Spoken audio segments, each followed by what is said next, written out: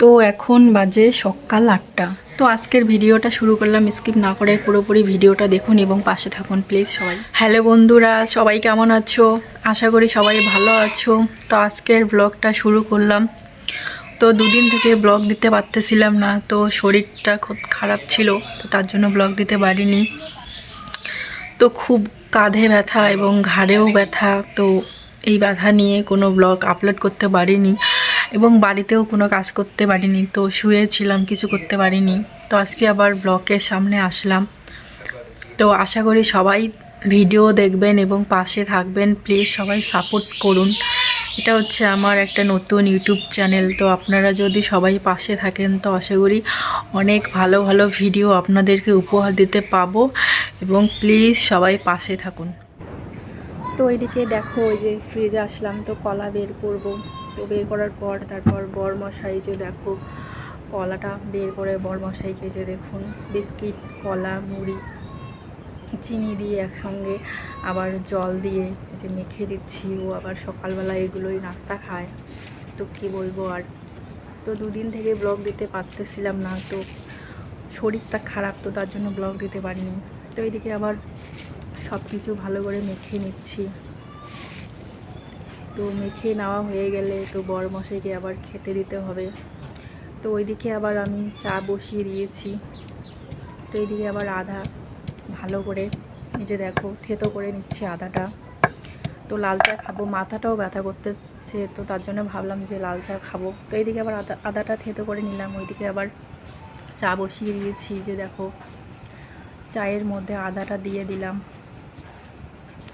তো চাটা হয়ে গেলে চা খাবো। তো কি আর করবো, তো এই যে দেখুন পারতেছিলামই না, শরীরটা চা খাচ্ছি। এই যে দেখুন কি বলবো আর, শরীর খারাপ নিয়ে।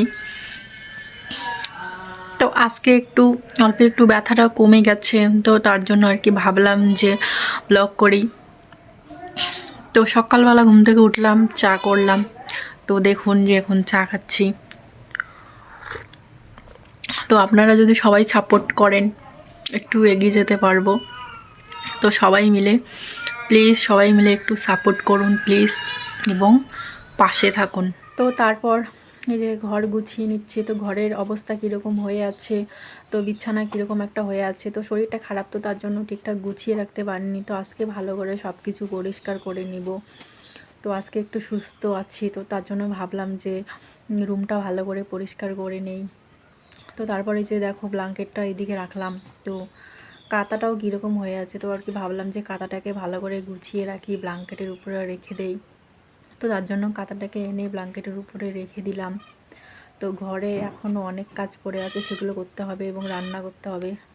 তো তারপরে যে দেখো ঝাড়ু দিয়ে নিচ্ছি। তো মেঝেটা কীরকম একটা হয়ে আছে, তো কি আর বলবো, শরীরটা খারাপ, তো তার জন্য ঘরটা ভালো করে পরিষ্কার করতে পারিনি। তো তার জন্য আর কি আজকে অল্প একটু সুস্থ হয়েছি। তো ভাবলাম যে আজকে ভালো করে রুমটা ঝাড়ু দিয়ে নেই। তো ঝাড়ু দিয়ে নেওয়ার পর কি ভাবলাম যে রুমটাকে আর কি ভালো করে মুছে নেব জল দিয়ে। তো জল দিয়ে মুছে নিলে ধুলো থাকবে না, তো তার জন্য আর কি। তো ফাইনালি এখন রান্নাটা বসিয়ে দেব। তো দেখুন, এই যে দেখুন রান্নাটা বসিয়ে দিয়েছি। তো এখন এই যে মাছ রান্না করা আছে, এটা আবার বসিয়ে দিতে হবে। তো এই যে দেখুন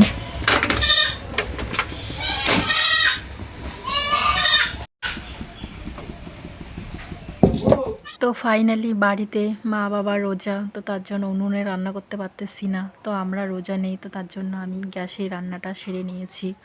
তো মাছটা আগে থেকেই রান্না করা ছিল। তো এই যে দেখো প্রেসারে ভাত বসিয়ে দিয়েছি। তো ভাতটা হয়ে গেলে ভাত খাবো।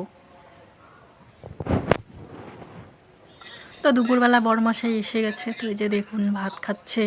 তো মাংস ভাত রান্না করেছি, তো আমি আবার মাছ দিয়ে খেয়েছি। তো বর আবার মাংস দিয়ে ভাত খাচ্ছে। তো ফাইনালি বিকেল হয়ে গেছে। তো তোমাদের উদ্দেশ্যে একটা কথাই বলতে চাই, তো প্লিজ আমার ভিডিও দেখো, সবাই সাপোর্ট করো এবং পাশে থাকো, আমি যেন একটু এগিয়ে যেতে পারি। তো তোমরা যদি সবাই সাপোর্ট করো তাহলে মনে হয় একটু এগিয়ে যেতে পারবো। তো তোমাদের ভালোবাসা ছাড়া তো এটা সম্ভব না, তাই না? তো সবাই পাশে থাকুন প্লিজ, সবাই সাপোর্ট করুন এবং আমাদের সবাইকে অনেক ভালোবাসা দিন।